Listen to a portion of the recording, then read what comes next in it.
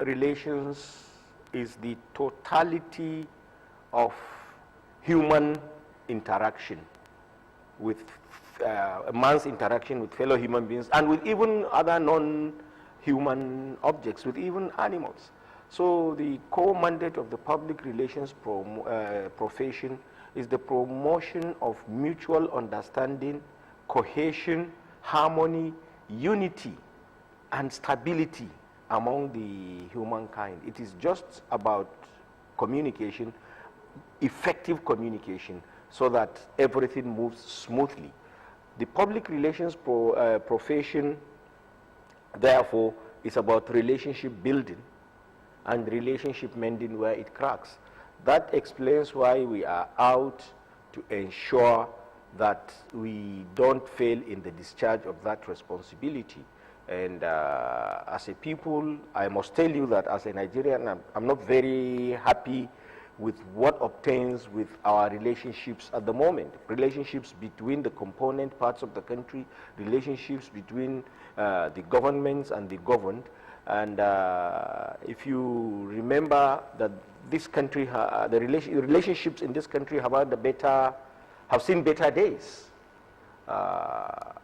When we were growing up, we actually grew up into a country that was relatively one in which we all felt at home, whatever part of the country we happened to find ourselves in, not necessarily where we came from. In fact, we made friends across board without asking questions as to what God they worshipped, what ethnicities they belonged to, what geographical accidents happened to be their places. But today, this kind of scenario seems to be history. When you sit your children down and telling them that this was the kind of country I grew up into, they look at you with some element of disbelief. They think that you are just painting a utopia to them. But the truth of the matter is that it has happened, and we believe as public relations people, we owe a duty to the society to ensure that we push the society into retracing its steps, ask itself the necessary, even if difficult questions as to where did we miss it. So then probably since it has happened before, we are not reinventing the wheel. It has happened before. Maybe we can retrace our steps and go back to those good old days. And I think it is doable. So how has the NIPR been able to come up with the task of rebuilding the nation? Yeah, what we are doing at the moment, we have gone far. Last year, you know, we secured the mandate of the members of the Institute for a second tenure in office in Bauchi last year. Okay. And as soon as that election took place and we were returned, we sat down, took a look at the Nigerian society and realized that communication was breaking down, which was actually affecting relationships amongst the component units. And knowing that there is no problem that communication cannot solve. Oh, absolutely. We said, well, as public relations people, what do we do to contribute our widow's mite of expertise to ensure that this country, number one, realizes the fact that it has nowhere been where it is today at the moment. Because with the kind of endowments that God has blessed us with, both human and natural, we ought to be up there competing with the best. Yeah. But we always seem to be a potentially great nation. Because of what? Because one blessing that God has endowed us with, we have failed to look at and see it from the perspective of a blessing. We have continuously tried to sit it on its head. We have continuously sought to actually turn it into a curse rather than the blessing that it was meant to be by God. What is that blessing? The diversity with which God has created this country in terms of topography, in terms of humanity, in terms of geography, in terms of so many other assets. Rather than harnessing those diversities, with everybody bringing their God-given endowments to the table, so that out of the variety that God has created us, we are able to blend and come up with one national thing.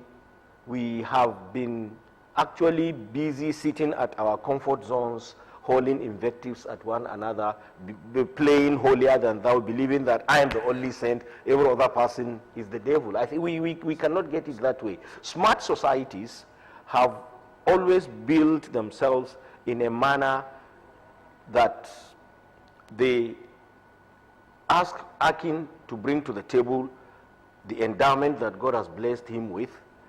They ask me to bring my own, because every human being you look at, this is, I mean, it's not rocket science. Every human being you look at, however much you consider him lower than you in whatever indices, but if you take a critical look at them, you would see that they are endowed by God in a way that you are not. So, so every human being has something that they can offer. Yeah. Every human being. And they have something that they can offer that you cannot. Just like you have something to offer to that they cannot. So what do you do to be mutually beneficial to one another? Everybody brings their endowment.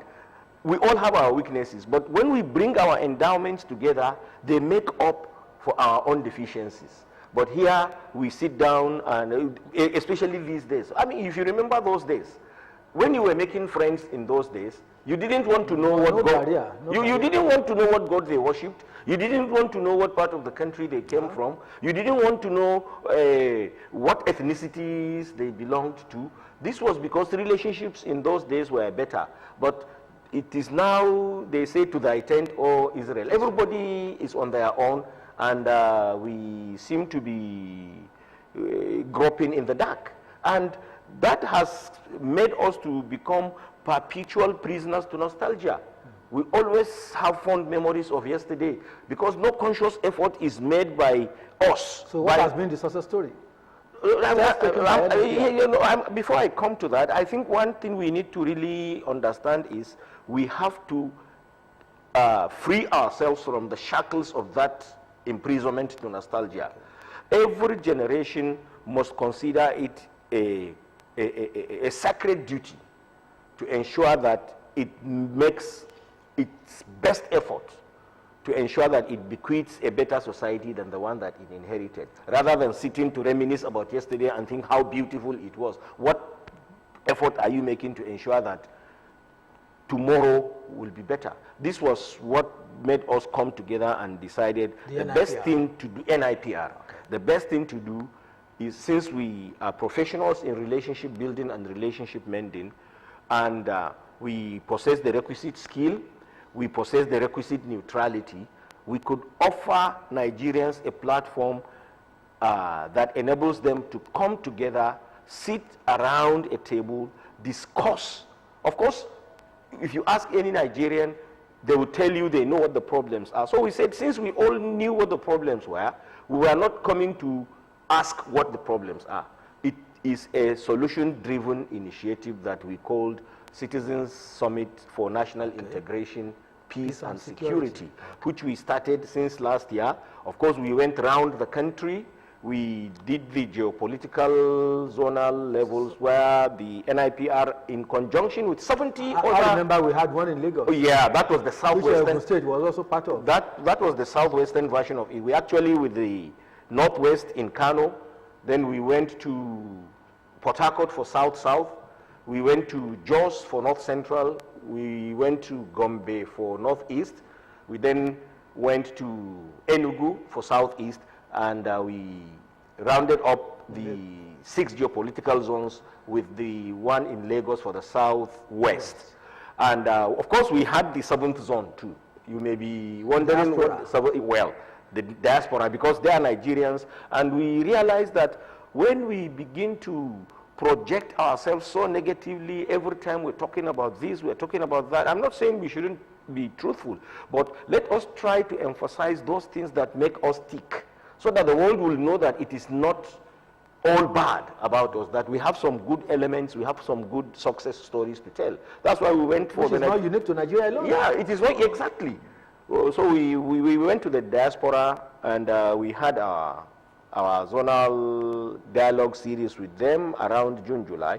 Everything culminated with the grand finale that we had in Abuja 2 weeks ago, where all the zones came together and others. The grand finale. The grand finale, yeah, and the aggregate opinion of each zone was brought to the table. Now we are in the report writing sequence. But one thing I want to tell our people that was quite interesting that we came out with from the consultations that we had while we were planning the summit. You know, at some point, if you sit down, rather if you sat down and be analyzing stories that were coming in, you would think that everybody wanted to go separate way. No. We discovered that there was not a single part of the country we went to for consultation where we were dismissed. There was, we didn't go into any place where we ran into a closed door or a closed mind or a closed heart. Everywhere we went to, we were embraced, we were welcomed. Everybody was asking, oh, you guys, we've been looking for this all this while. Where have you been? This is something that we ought to do. But the other thing is that there is a lot of frustration in the land. There is a lot of anger. I was about asking you, yes, what were the missing gaps? The missing gaps is that people are angry that leadership has not actually fared very well in bringing us together. Leadership has not done well in harnessing our God-given potentials. Leadership has not any particular leadership tapping enough into the resources. Exactly. Leadership has the entire gamut of leadership and across time, not any particular leadership. You understand? So the belief of the people is that there are certain things that ought to be in place that are not in place. And if those things were put in place, even the sky cannot be our limit. We would have been up there competing with the best. So NIPR going to assist Nigeria in this? It's not about it. It is assisting ourselves. It is a self-help thing that we already have kickstarted it. Okay. It is a process. It is not a one-off event that has happened 2 weeks ago and you will hear no more about it. No. It is a process that we have started. In fact, as a first step, we are giving this process a 10-year period. To see how far we can go. It's a long-term plan. It's a long-term plan, so it is not about Mukhtar, Sirajo's tenure. Not a quick fix. It's not a quick fix. We can't afford a quick fix. We want something that can be sustained. It has to be sustainable. It has to be honest. It has to be objective. It has to look at the country and come up with measures that will make whatever solution we arrive at endure. So it is a 10-year thing for now. In fact, I'm sure at the end of the 10 years, whoever is there is going to have to renegotiate some other period. We are trying to write the report now. Once we get the report ready, we'll go back to government. We made sure that we were independent. That was why we had a tough time getting finances for the program, because there were certain quarters that we felt we must not go to so that the integrity of the process would not be compromised. Okay, you understand? Otherwise, so many quarters wanted to hijack it for other reasons. Yes, politicians and even government. But we felt we needed to maintain that independence, that neutrality, so that our summit does not end up as one of those fora that had been had before and whose reports are now gathering dust in various shelves. How are you engaging the civil society organizations? Very, very well. Like I told you, from day one we realized that NIPR as a body, as a single body, it was something that we could not handle alone. So we began to consult, and by the time we had the summit, we had gotten the support of 71 other organizations. Really? Yes, both civil, religious, socio-cultural, youths, women, governmental, academic. We had the support. The market people. Well, everybody. Artisans. Everybody was involved. I tell you 70. And the sociocultural groups, FNIPR, Ohanese, Arewa Consultative Forum, Niger Delta Forum, Middle Belt Forum, Northern Elders Forum, you name it, including those that you felt didn't believe in this country, wanted separation. No, when we made them, we were actually encouraged by the words that came out from the mouths of their leaders. So we realized that all the noise you hear, all the cacophony, all the agitation that you hear taking place is a product of the frustration that people are suffering from. But deep inside their hearts, people love this country and they want it to succeed. Well, I want to thank the NIPR for this. This task, how has it been resonating with government? I must say, unfortunately, I believe, the first step towards solving a problem is acknowledging its existence. I don't want to come and whitewash and tell a lie here. Okay. I believe government should have done better in the way it actually engaged with us. We felt when we started that this was something that should be welcomed by any government, because we were talking integration, we are talking peace, we are talking security. So any government worth its salt was supposed to have keyed into this, because it was something that it should have done in the first place. But of course, there is a trust gap between the government and the governed. If the people cannot give the kind of trust that the government ought to have, the government should have leaned on anybody or entity that that relatively enjoys the trust of the people. But I want to tell you that in the course of preparing for this summit, yes, there were some governmental agencies that really did very well for us, but governments generally should have done better, both federal and state governments. I believe they should have done better in the way they actually engaged with it. I think they didn't. I hope they are not perceiving, they don't have the perception that NIPR is political.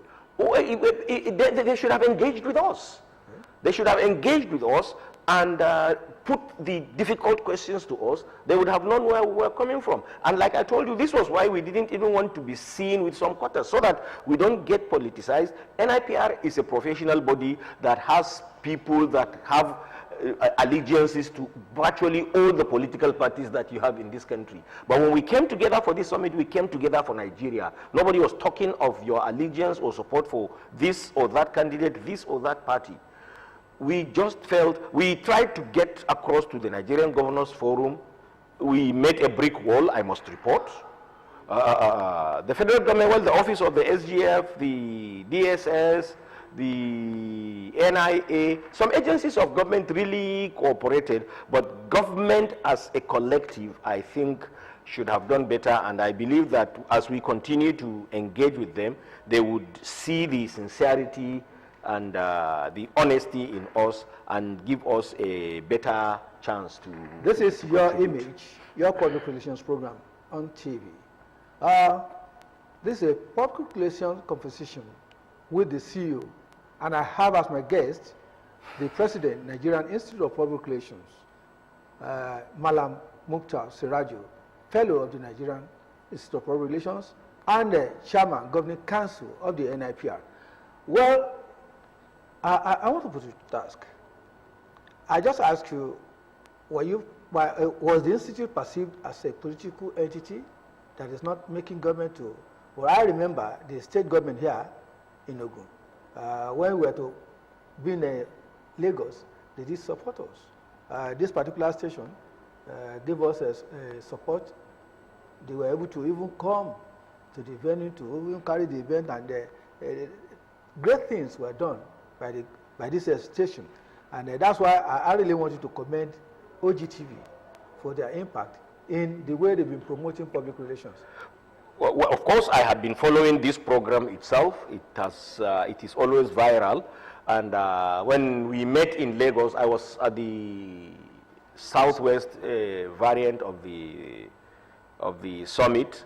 I saw OGTV. What I said, I didn't say that government didn't participate. I said the participation should have been better. And when I say government, I don't mean any particular government. Maybe the government, they have to suffer the liability of being a government among so many other governments. But I believe that when issues of integration come up, government should take it more serious. What is the perception we need to be more united. Your image program? Very, very beautiful, very positive. It is a relationship building process too, because it engages the public, tells them more about public relations, tells them more about communication, engages CEOs and other movers of the society to communicate to their various publics what they want the publics to understand. I think it is a beautiful and innovative program. Thank you very much. My special guest is Mallam Mukhtar Sirajo, Fellow of the Nigerian Institute of Public Relations, Chairman of Council of the NIPR, and we are talking public relations. This program has been able to engender national unity, mutual understanding, great effort in communicating